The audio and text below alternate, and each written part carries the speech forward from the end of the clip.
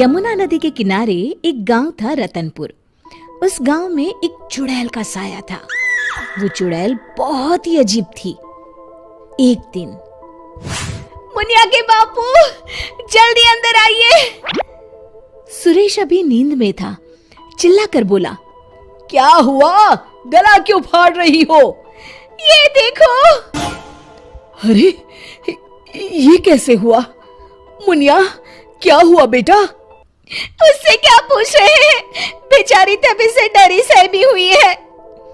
लेकिन ये तो कोई गंभीर बीमारी लगती है। हाँ, देखो तो, बेचारी की चुटिया ही काट ली किसी ने। राम राम। लेकिन एक भी बाल आसपास नहीं दिख रहा। हाँ, ये हुआ क्या समझ में ही नहीं आ रहा। ऐसे ही 2-4 दिन मुनिया को देखने और सांत्वना देने वाले भी आए। अब कुछ शांति हुई ही थी कि एक दिन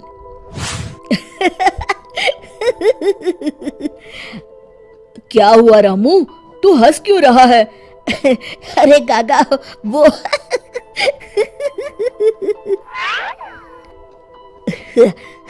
के बच्चे, कुछ बता भी। रूपा काकी की चुटिया कट गई है।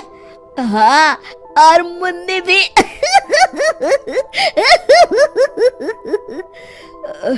अच्छा, पर काहे? आप भी पूछ लो। चल कर देखता हूँ। क्या हुआ मुन्नी? ये क्या हल्ला मचा हुआ है? तभी मुन्नी बाहर आती है। ये का सुन रहा हूँ? कैसे हुआ सब? अरे का बताएं चच्चा, रात में रोज की तरह खा पी के सोए और सुबह देखे तो अरे राम राम। पहले तो मुझे लगा कोई बीमारी है, लेकिन ये तो लगता है पक्का किसी डायन या चुड़ैल का काम है। अब तो रतनपुर में ये औरतों की चोटी काटे जाने वाली खबरें आम हो गई। अगले ही दिन, सरिता, आज बहुत गर्मी है, मेरा बिस्तर बाहर लगा देना। जी ठीक है। सरिता ने रमेश का बिस्तर बाहर और अपना और चुनिया का आंगन में लगा लिया। रात में रमेश को प्यास लगती है। बड़ी प्यास लगी है, लगता है सरिता ने पानी नहीं रखा। कोई नहीं, खुद ही ले लेता हूँ। अंदर जाने पर वो देखता है कि सरिता के बिस्तर के सिरहाने चुड़ैल खड़ी है। वो एक हाथ से सरिता की चोटी पकड़े हुए है और चाकू से उसकी चोटी काट रही है। वो जोर से चिल्लाया, चुड़ैल, बचाओ बचाओ, चुड़ैल।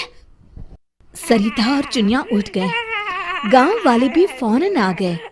देखते हैं चुड़ैल हाथ में सरिता की चोटी लिए खड़ी है। भीड़ देखकर वो हंसते हुए बोली,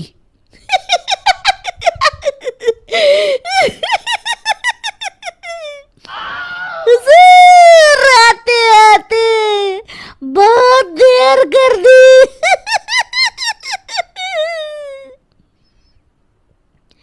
सरिता तो डर के मारे बेहोश हो गई, पर बाल तो जा ही चुके थे।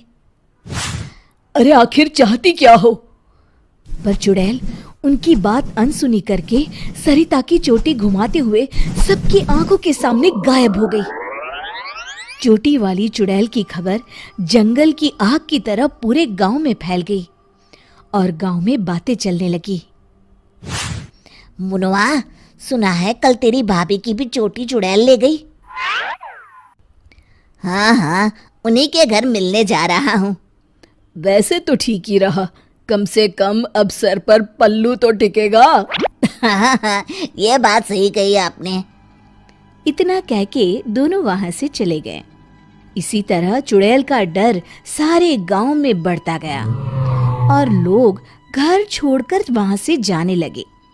तभी कुछ गांव के लोग आपस में बात करने लगे, क्यों ना सरपंच जी के पास चले। हाँ, सरपंच जी ने दुनिया देखी है, कोई ना कोई उपाय ढूंढ ही निकालेंगे। हाँ हाँ चलो। और सभी गांव वाले सरपंच जी के घर पहुंच गए। समस्या सुनकर सरपंच ने कहा, समस्या तो सच में गंभीर है। मेरी अम्मा की भी है, आपके यहाँ भी? हाँ, अब क्या करें, चुड़ैल पर किसी का वश है क्या? कोई तो उपाय होगा सरपंच जी।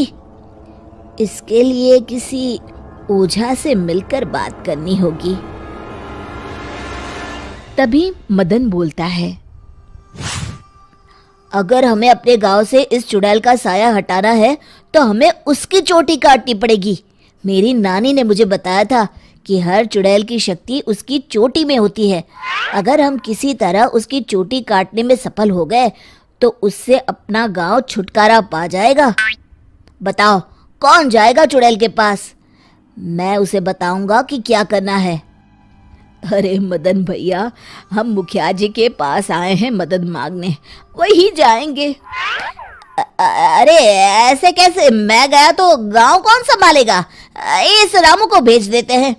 अरे ओ मुखिया, पगला गया है क्या? भरी जवानी में मौत के मुंह में चला जाऊं?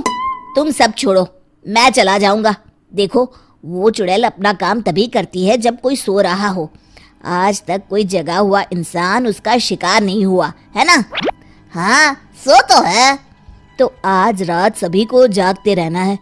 सिर्फ मैं सोने का नाटक करूंगा। हाँ हाँ ठीक है। फिर मदन नकली चोटी लगाकर और साड़ी पहनकर पंचायत के चबूतरे पर ही सो गया। रात के 12 बजे चुड़ैल वहां आई। आज पूरे गांव में घुमाई, कोई सोया ही नहीं। तभी उसकी नजर चौक पर सोए मदन पर पड़ी। ये औरत यहाँ क्यों सोई है? लगता है घर में झगड़ा हुआ होगा। खैर मुझे क्या, मुझे तो बाल चाहिए। चुड़ैल ने चोटी काटने के लिए जैसे ही चोटी पकड़ी, वो निकलकर उसके हाथ में आ गई। इसके लिए वो तैयार नहीं थी, इसलिए 2 पल के लिए वो कभी चोटी तो कभी चाकू को देखने लगी। इसी समय का फायदा उठाकर मदन ने उसकी चोटी काट ली। पहले तो वो डर गई, फिर भी हिम्मत करके बोली, कौन है तू? बता कौन है तू, नहीं तो मैं तुझे खा जाऊंगी। तेरी चोटी मेरे पास है, तू मेरा कुछ नहीं बिगाड़ सकती। मदन उसकी चोटी दिखाते हुए हंसता है। मेरी चोटी दे दे, दे दे मेरी चोटी, मेरी चोटी दे दे। चीखते हुए मदन की तरफ बढ़ी। हाँ, अगर एक कदम भी आगे बढ़ाया तो मैं अभी इसे जला दूंगा। नहीं नहीं, ऐसा मत करना। नहीं करूंगा, पर एक शर्त पर। हाँ, मुझे तुम्हारी सब शर्तें मंजूर है, बस ये चोटी दे दो। अभी नहीं, पहले ये बताओ तुम इन बालों का क्या करती हो? मैं इन्हें एक कुएं में डाल रही हूँ, उसे भरने के लिए। वो क्यों? जब वो कुआं भर जाएगा तो मैं सबसे शक्तिशाली हो जाऊंगी। चलो वो कुआं मुझे दिखाओ, वहीं तुम्हें तुम्हारी चोटी दे दूंगा। चलो ये चोटी मुझे दे दो, इसकी मदद से हम जल्दी पहुंचेंगे। नहीं नहीं, मुझे जल्दी नहीं, पैदल ही चलते हैं। वो मदन को लेकर चलने लगी और गांव वाले भी जलती हुई मशालें लेकर उसके पीछे पीछे आ गए। सब उसकी गुफा तक पहुंच गए, जहां कुएं के अंदर उसने बाल जमा कर रखे थे। आधा कुआं तो भर गया है। देखो, दिखा दिया ना, अब जल्दी से मेरी चोटी दे दो। हाँ, क्यों नहीं, ये लो। कहते हुए मदन ने उसकी चोटी भी कुएं में फेंक दी। अरे बेवकूफ, ये क्या किया? अब मैं इतने बालों में से अपनी चोटी कैसे ढूंढूंगी? वो देखो, बीच में पड़ी है। चुड़ैल कुएं में जाकर अपनी चोटी ढूंढने लगी। उसके कुएं में उतरते ही गांव वालों ने अपनी अपनी मशालें कुएं में फेंक दी। वो धू धू करके जलने लगा। अरे बचाओ रे कोई, मैं सबके बाल वापस कर दूंगी, बचाओ। साथ ही वो चुड़ैल भी जलकर भस्म हो गई। शिक्षा: अगर मिलजुल कर किसी समस्या का हल ढूंढा जाए तो समस्या अवश्य दूर हो जाती है। दोस्तों, हमें उम्मीद है कि आपको हमारी ये कहानी पसंद आई होगी। कृपया हमारे चैनल को सब्सक्राइब करें और सभी अपडेट्स के लिए बेल आइकन जरूर दबाएं। और हाँ, वीडियो लाइक और शेयर करना मत भूलिएगा। Bye bye.